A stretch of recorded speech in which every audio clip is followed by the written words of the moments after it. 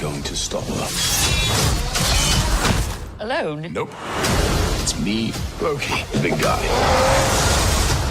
And you. Here we go!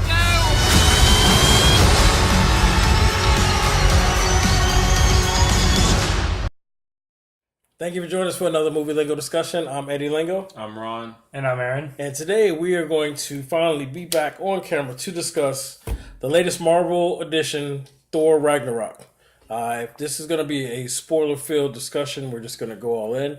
So if you haven't seen it, please go cut this off. Go see the movie, then come back, give us a watch, and join us in all of our glory and our spoilers and our discussion. All right, so Thor Ragnarok is the third installment in the Thor franchise, which I can't tell you what number it is in the whole Marvel Cinematic Universe. Does anybody know that number offhand? I have no idea. Oh, I have no idea. It's probably in like Just Marvel 15 take or my something. money. I don't know. Just keep Yeah, taking just, my money. but this one is actually it involves introducing another character, which is Thor's sister. Thor's sister was basically because she is the god of death. She was banned from Asgard, and their father, his power kept her away and kept her a secret. But because of Loki's shenanigans, he was now sent away to be powerless and die. Pisses me off. Right? And once Odin passes, then she now can come back to Asgard and reign hell, and that's where we have our movie, where she comes back all powerful and sends Thor on this journey to realize that he, what he needs to do to come back, fight, and becomes even more powerful. Just sum it up like that. All right, so without going too deep, just right off the surface, how'd you feel about the movie? Oh, I loved it. I wasn't a huge fan of the other two Thor movies, and I think the energy this one brought, just what Captain America, the Winter Soldier did for Captain America, this one does for Thor. It's just like makes you really like the character, and just once you see him kick, you want to see him kick butt. Yeah. So it was definitely a good movie for me. Perfect. How about you, sir? Low-key pisses me off. I'm trying to stay focused here. I enjoyed the movie. It was funny, and I didn't expect it to be funny, let alone be as funny. I felt like it was funnier than Galaxy of the Guardians 1 or 2. Guardians of the Galaxy. Good, whatever that is. Put that in there. I just thought it was funny. I just thought the jokes were timed perfectly. But that's the thing that caught me off guard. It's almost, I looked at it as a reboot. Yeah. As far as what each character was, at least Thor's character. Oh, definitely. And matter of fact, I believe Hulk as well, because you got to see a different side of Bruce and Hulk going back and forth. So yeah, I enjoyed it. Yeah, I enjoyed it too. And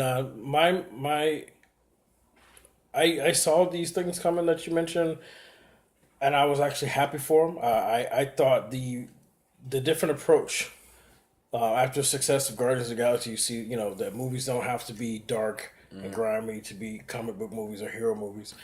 I was glad that they were taking a lighter approach with Thor because, the first one was a little dull. It was an introduction movie. You let it slide. Yeah. Then the second one, they tried to give you this really dark, Thor's a badass, but the story's not holding me.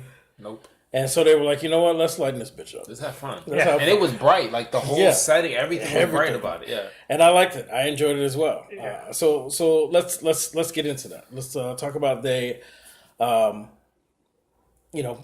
I've already had people that have given me some resistance because they felt like Matt Damon. not that part. I've already had people giving me resistance because they felt like this version of Thor we got is not Thor, and they just felt like they got cheated because he wasn't the true Thor. He wasn't a badass. He was trying to be funny, and this movie was just a fake Guardians of the Galaxy. You already kind of touched in on that with your opinion, so I'm going to start with you, Ron, so you can just go ahead and fire back on your thoughts on that. Do you have a rebuttal? How do you feel about that opinion? I can't hear the critics talk about that over $61 million in the box office. And I don't think the executives can hear it either. Right. You have Thor, long locks and all. Then he goes short. It doesn't matter what that guy did on camera. The ladies were there for it. And you added the fact that he's funny and that's how you get in a woman's heart. It doesn't matter. You can let your kids watch it. I get what you want. You want an edgier... I'm not going to say Wolverine style, but you want an edgier male person on the camera screen, but it really didn't matter. Okay. It was hilarious. Like, the brief moments that you had from the first Thor where he had the coffee and he would slam it down, I'll have another, because he's just not from here. Right. You had that same flair, and the director, I don't remember what the guy's name is. TW is the abbreviation. I think I remember, but he does a great job of allowing the characters to kind of reboot themselves, and you can see it off the screen. So I just thought it was hilarious. It wasn't bad as far as Galaxy was. Yeah. I thought it was nice. I thought it was. It was good. It was fucking hilarious. What are your thoughts on that comments? Well, honest, like the thing is, you can't think for me. You can't think of film Thor as the same as comic book Thor. I think that's what he was doing when he Yeah. made that comment. Because like one of the big differences between you can see from this story and the one that in the comic books. And the comic books, when Thor takes over as king, he goes through the same process Odin did. He takes out both eyes. He goes through all this process of torture stuff, and he becomes more powerful than Odin. But in there, he just lost one eye. And so it's clear that the movies aren't going for the same level of intensity that the comic books went for, and I'm fine with that. You know, I love Thor in the comic books, but I want to see a new Thor in the movies, and I really like the one they're giving us in the movies so far. And I thought that was a really good addition to the universe. I have to agree. I've never read any of the Thor comics, so I think that the comments that I'm hearing are from people who are Thor fans, and I'm not gonna lie, I love cinematic universe Thor. I'm not to the point where I'm going back and I'm going to buy 100 comic books. Yeah. I have come across Thor, comics here and there, but I'm not as big of a fan. So for me, I didn't mind the change. I thought it was needed. I thought it was good, and it was. I just enjoyed it all the way through, the humor, and not just with Thor, but also with, like you mentioned, with the Hulk, with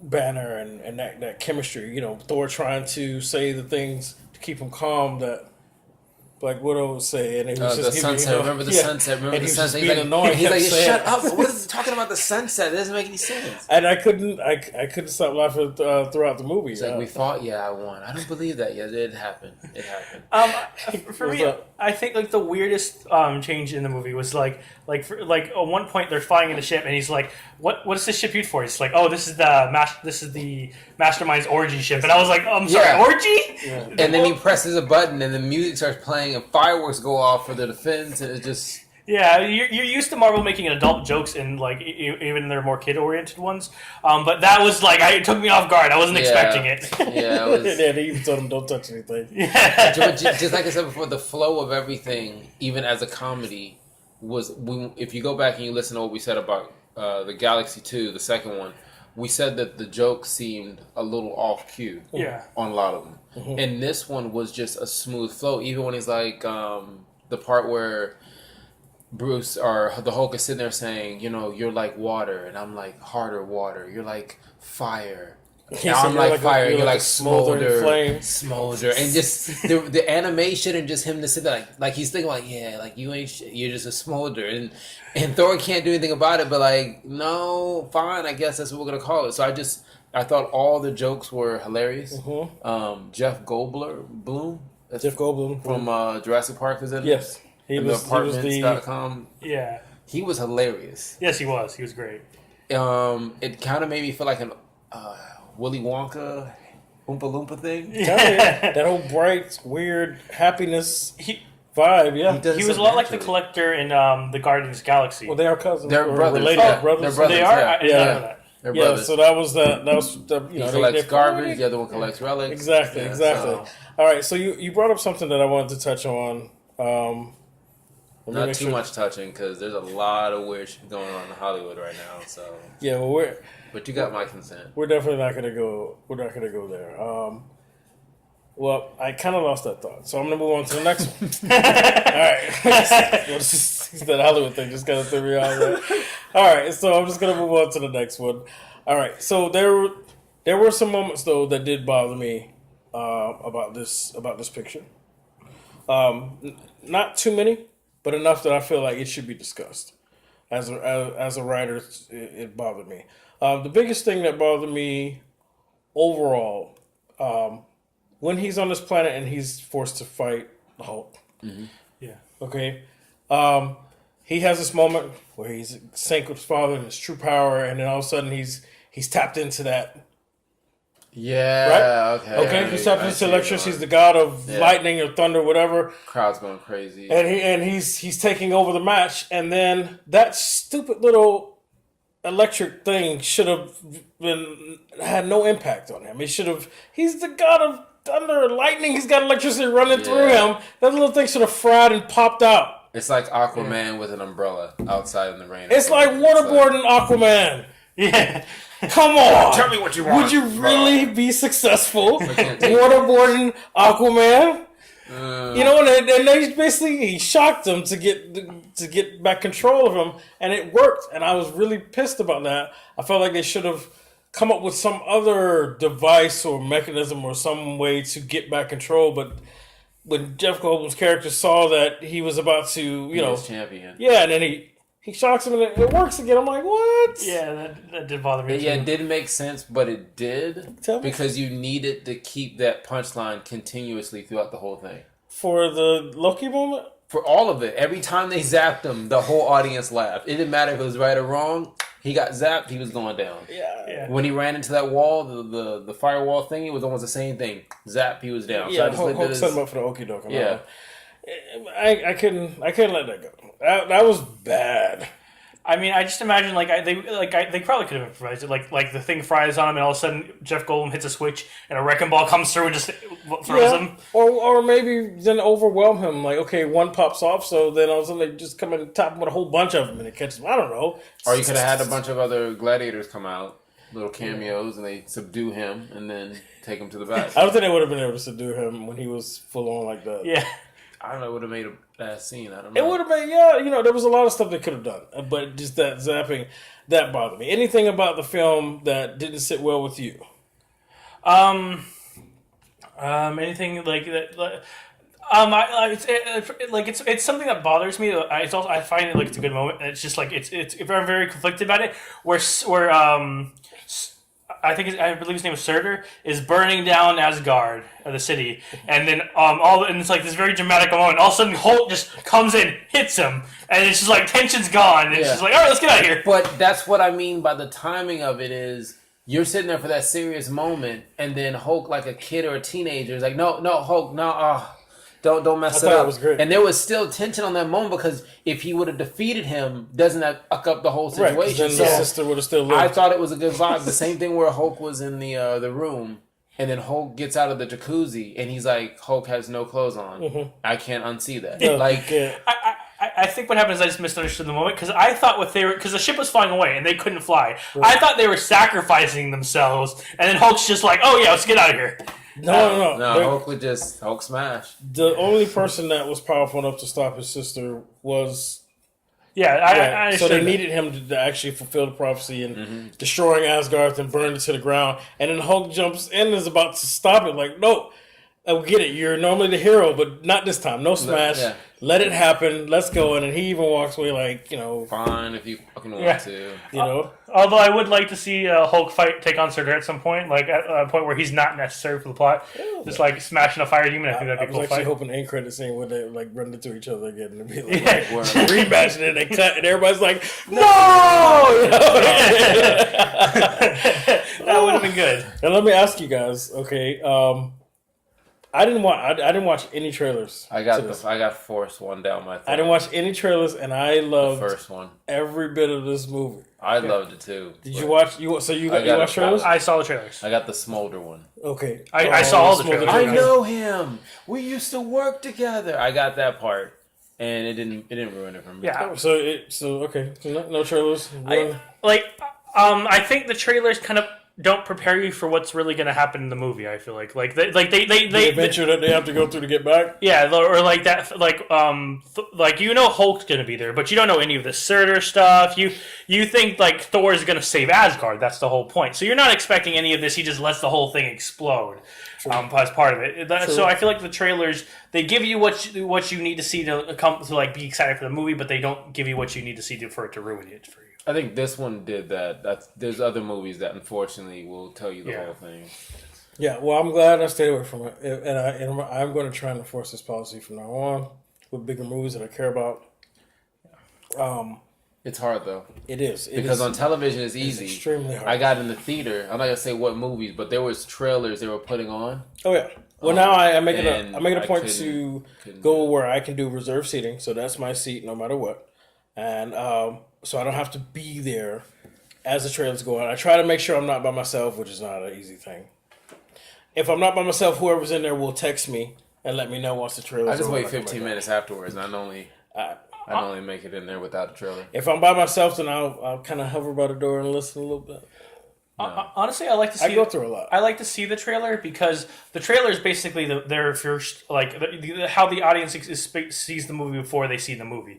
So it's cool to see like what the director's willing to show us, and also like what scenes we're missing because there are times to watch a trailer and then there'll be a scene in there and you won't find it anywhere in the movie. Yes. Or Or sometimes trailers portray a movie a certain way and the movie comes out like a completely different angle. But that's the problem because it's misleading. Yeah, that's why I like to watch the trailers because if it's misleading, then I want to know. No, see, I feel like I've had a bad relationship with trailers. In the 90s, early 2000s, we had faithful relationships. Like, I understood it was a suspenseful thriller. It was whatever the case is. And now, as of late, it's like a woman who's showing too much. And it's just, I like the mystery. I like to not know what's under there. So, for me, sitting there in the theater, if you were in the theater with me as I covered my ears going la la la la, I just didn't want to see a certain movie trailer with a certain cat that's a dark color somewhere in the jungle somewhere. I've seen comes out in February. And I have not seen. I haven't seen any one of those trailers. I've seen it. No, I'm not going to do it myself. So we're going to change the subject before you're ready. Yeah. Don't tell me anything. Well, just the go off of what we were saying before, you said something you might not have liked about this one. Yes. The thing I did not like about this one is its lack to give, in my opinion, to the story of the rest of the universe. Mm-hmm.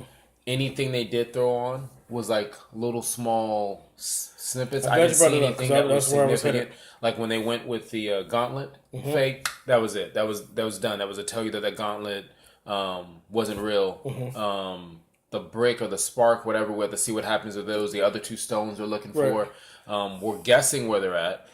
Yeah. But there was nothing, even with the end credit. Like, this probably was one of the, I don't want to say lame, but the quietest end credits, where you had one that was not relevant at all to the storyline. Right.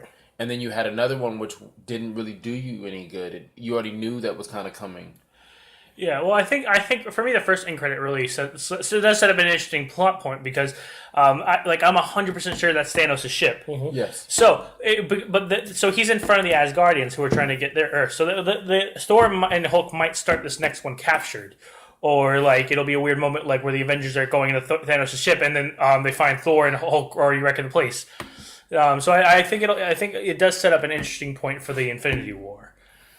I want to say that I think what you missed is that this story was all about, more so not really about him saving Asgard, but Thor's evolution and understanding his true power, that he doesn't need the hammer. Right. Yeah. And we're going to need that version in the Infinity War. So I felt like, even though they didn't do too many references towards the overall story arc, that this was a very important piece of what's coming. No, which I believe the exact same thing you're saying. The storyline showed us that, but the extra little side camera angles and little small things that they would show, to me, didn't do anything as significant as some of the past movies where you would see or hear a conversation. Like, remember the ending of Spider-Man Homecoming, where they're having the conversation about the engagement ring and the meeting and whether or not he's going to take the suit right then and there. You were like, oh crap, I mean, if he takes the suit now, this changes the whole universe. Or, okay, if they're going to do the engagement, okay, it goes to the comic books. Like, all that stuff was happening. And if they would have went a certain direction, it was big. Right. For this, if you didn't need those little small snippets that you had, it didn't change that Thor was gaining more power and losing his eye and coming closer to his destiny. If I could say, I'm glad he doesn't need no Mjolnir anymore, but I would love to see it back in his hands again at some point because I just love the way it looks when he smashes somebody with it. I think they'll find a way for him to recreate another one and just be even more powerful. Yeah. Now, one thing that happens in every single movie that I normally complain about is when What? Why are you laughing? I'm just curious to hear what it is that you normally complain about, I normally other than the writing. complain that when people are introduced to a new power, they either take it on too fast, they manage it too great too quickly, and it's not, or it's not enough. And I felt like this actually had balance. I felt like him tapping in earlier with the Hulk, he still didn't really. He didn't know how to do that again.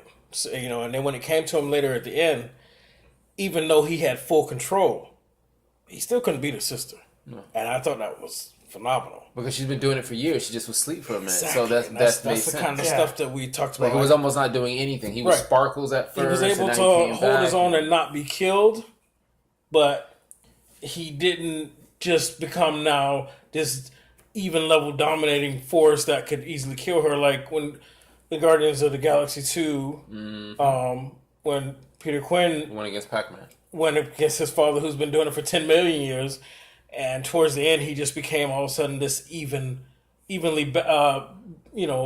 powered person back and forth. That bothered me. I felt like he mastered that power that he just accessed too quick. And a lot of movies do that, but this one I felt like they kept that balance.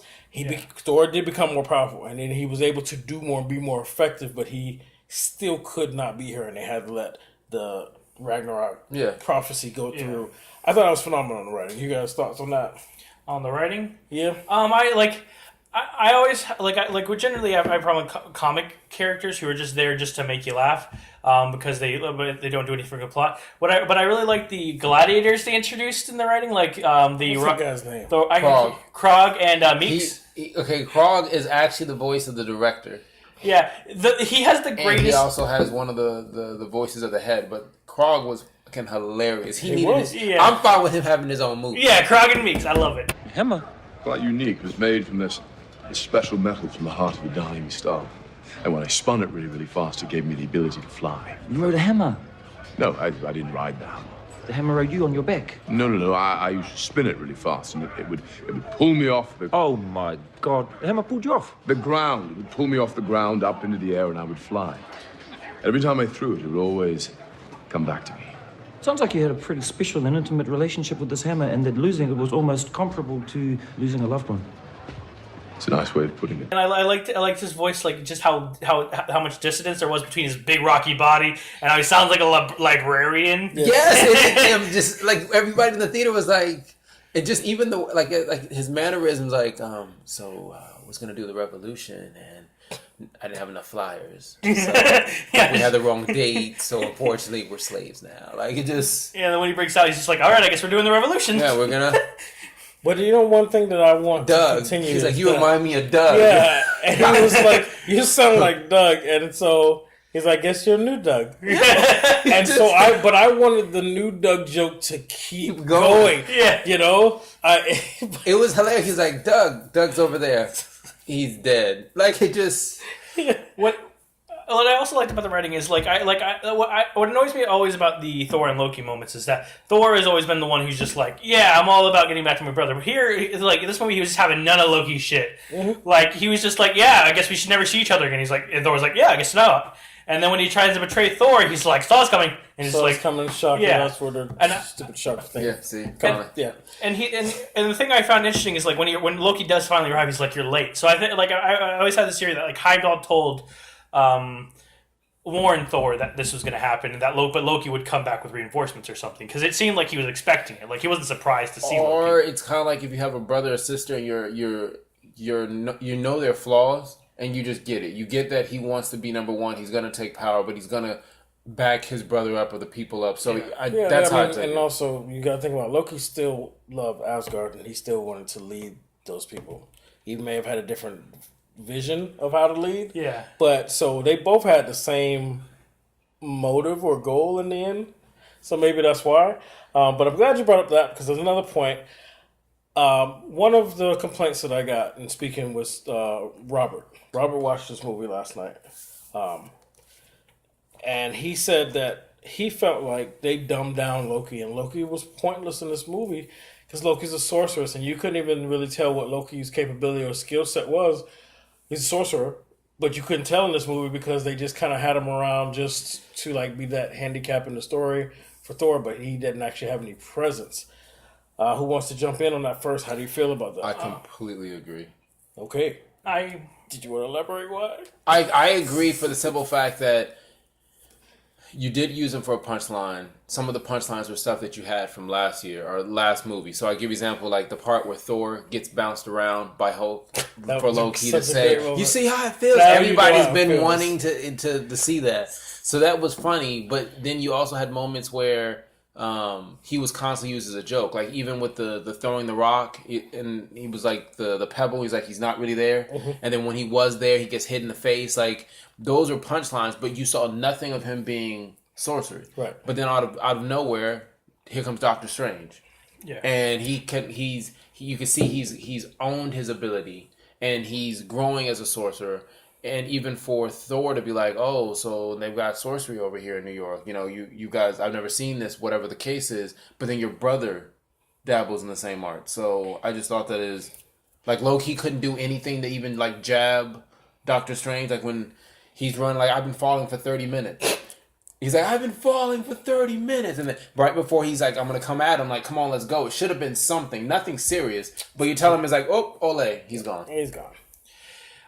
With Loki's sorcery, I feel like his like the difference between Doctor Strange and Loki's magic is with Doctor Strange, you can get an idea of how strong he is, but Loki's magic is very like plot oriented. He can like he uses magic when the plot demands that he does.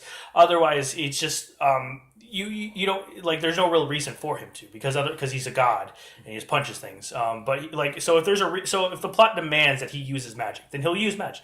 Otherwise, it's just like. You weren't bothered by this level of Loki at all? No, the only thing that did bother me is I saw his redemption coming to I knew he was gonna not betray Thor. I knew that I knew he was gonna try and betray Thor, but when he had the chance to just abandon him, he took a chance to save him. I knew that was all gonna happen, Right. and so I think it was just a little too predictable. You know, I wanted it to feel more real.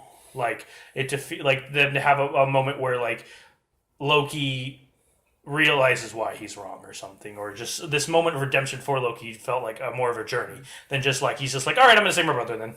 Well, I think I can see where you're coming from that, and I definitely see where you and Robert were coming from.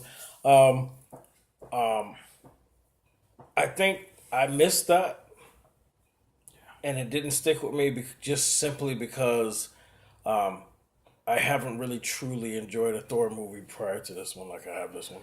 So I was just taken away, you know. And of course, Hulk being one of my favorite characters, I was just really... For obvious reasons. Yeah. I was just really appreciative of everything that I was getting. And I was just... So I missed that. And I can see that point. What I do think, though... I'm going to have to agree with it, but I'm going to say,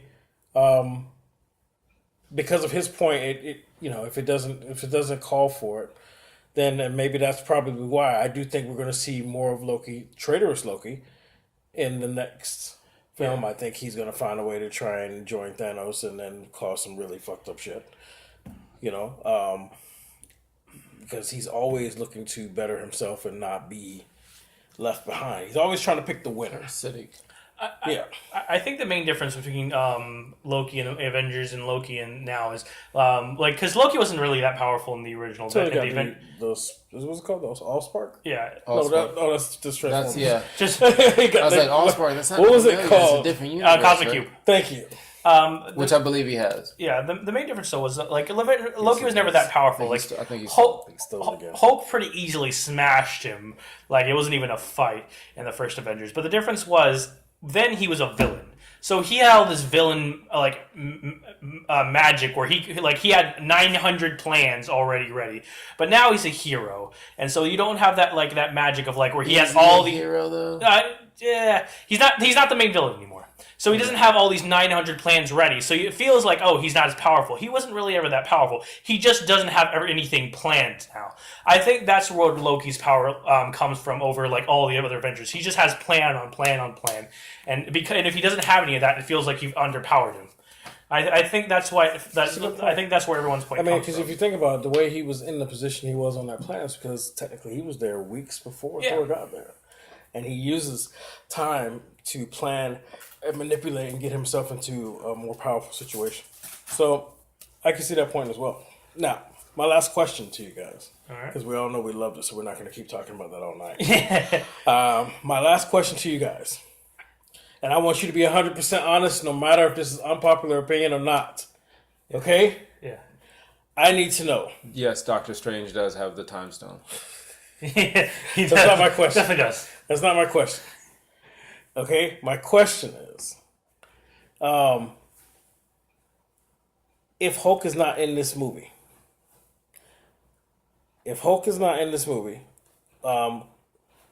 would you still have the same appreciation for No. it?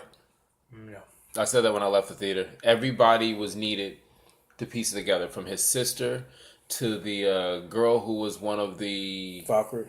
Yeah, for every person, the even the girl who was like, "Can I zap and melt the person?" I forgot what her name was, but Bitch. yeah. But the fact that you said that a character that's that small that wasn't in the comic book to that same style, everything was in his piece. Like, I would have been like, "What's going on?" if you didn't have anything to balance out what Thor and some of the characters are doing. Your opinion? I feel like Hulk was a major reason why I like this movie. Like, the only thing that really kind of annoyed me about Hulk is I forgot about this is I did not like where they placed his Fenris fight with the giant wolf in the water, where he can't throw him into a building or anything. Yeah. Like, you have one of the most destructive heroes and this big ass wolf. Why are you putting him in a water where all he can really do is try to drown it or just like throw it into more water and create a big splash? I knew we were going to get cheated on that fight. It's just, Yeah. it's too much money in CG.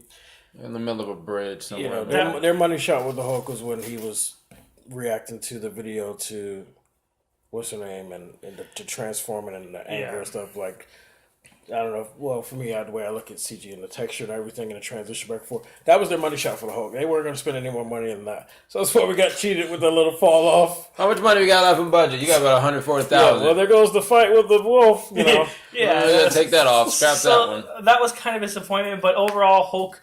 Like, he's a huge reason to see this movie. He's like him and Thor have the best chemistry, I think, of the Avengers. I agree. Like, because they're both these big, strong men, but they're both trying to prove themselves to be the best.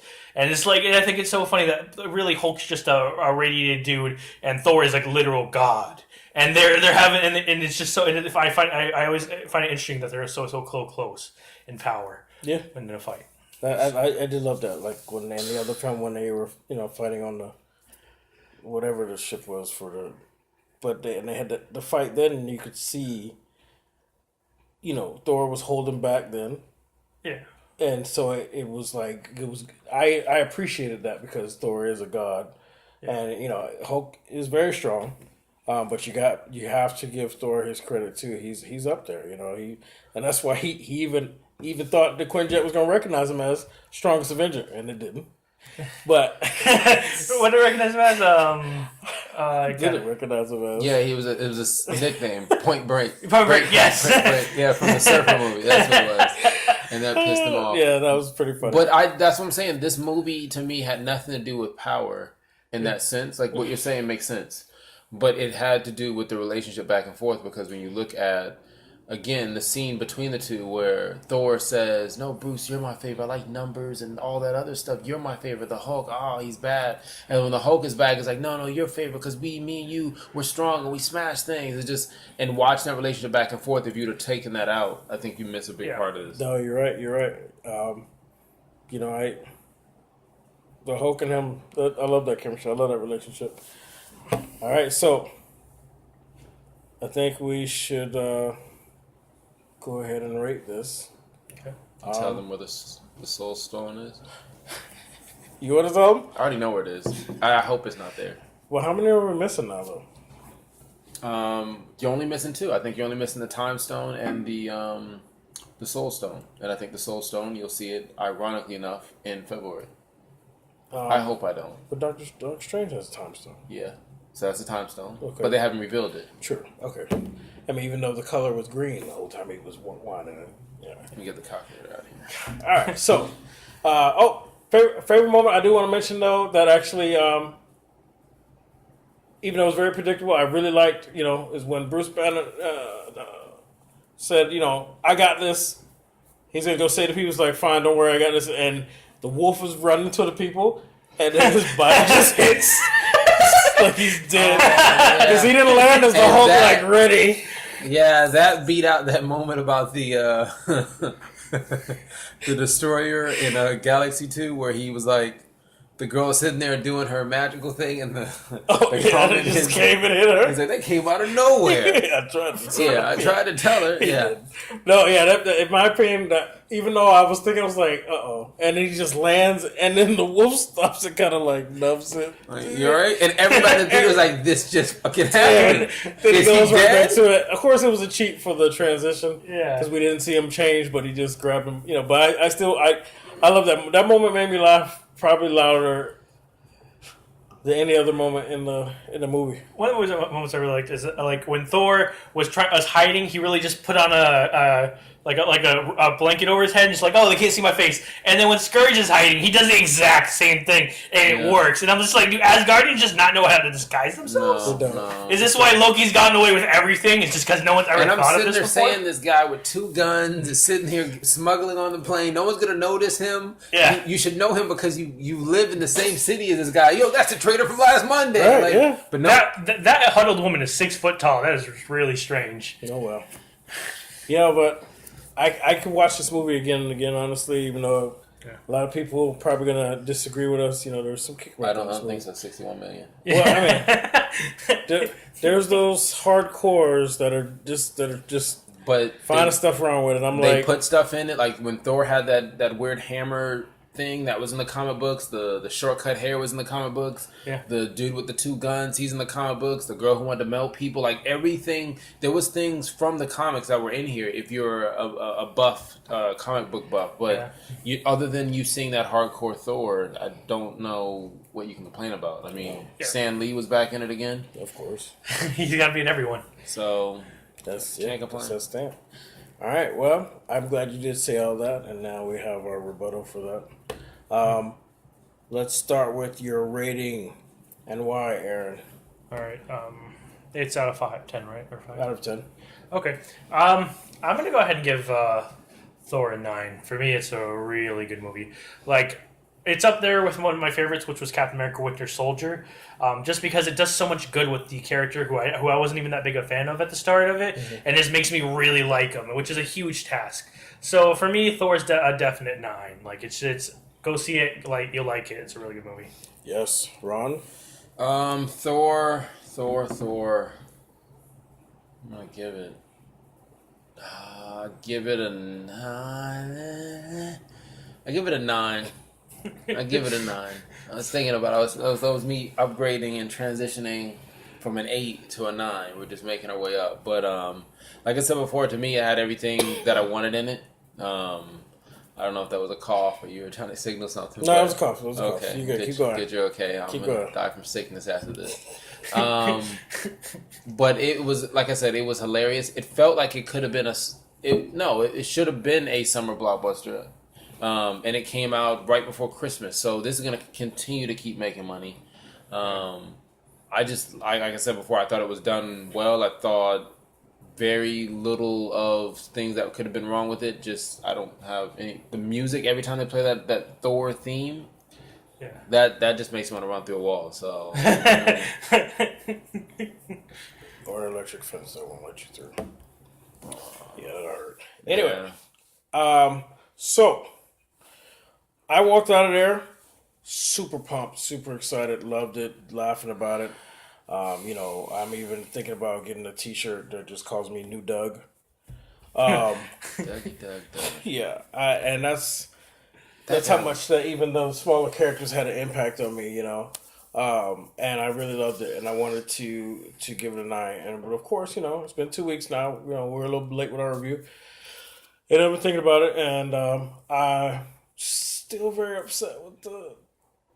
Does that really? And he is the god of lightning or thunder, or whatever. That little shit should not be fucking with him. That shit should have been like. I think you just have to chalk it up to it's like they had a plot hole. Yeah, they had a plot hole, and they filled it with this. They should have made it where it could change and do different things to him. Maybe. Put him to sleep. You know? Make him float, spin until he puke. Something would have worked. Him. Yeah. It's just gonna be it's just gonna be one of those things that's gonna be nagging. Watch all my reviews. These things that some things I just can't let go of. It makes sense, like I said before. If you electricity goes through them at that high rate, you would think it would just pop. It's been useless, like overrun. Like I can't take it. So that hurt. Okay, and then also I didn't mention it before, but I wanted a little bit more from the god of death than her undead army. You mean the army from the Mummy? Yeah, they kind of felt cheap and easy. She went specifically down there to get like the world's greatest soldiers that have died, with her or by her side. I thought we were going to get a little bit more than just, dead, green-eyed. Yeah, and they kind of sucked too. Like normal citizens were kicking their ass. Right, and so I was that was kind of a big letdown with all the talk about what she's bringing back and what she can do. I thought we were going to actually get, like, even though it was already a lot of characters introduced, I thought she was actually going to bring back some weird undead looking like legends of their era, even though we don't really know their story, or maybe there was in past comics, but they're actually people. That guy looks like Kratos that are kicking ass, and you're like, oh shit, she brought this person back. Kind of like in Naruto when they brought back some of the Hokages that were like dead but not really back. I kind of thought something like that was going to happen, and so I was disappointed that she's. She was powerful, but they didn't really. I feel like we still didn't see the tip of the iceberg of how powerful. Speaking of tip, her headpiece. Did anybody else think He-Man?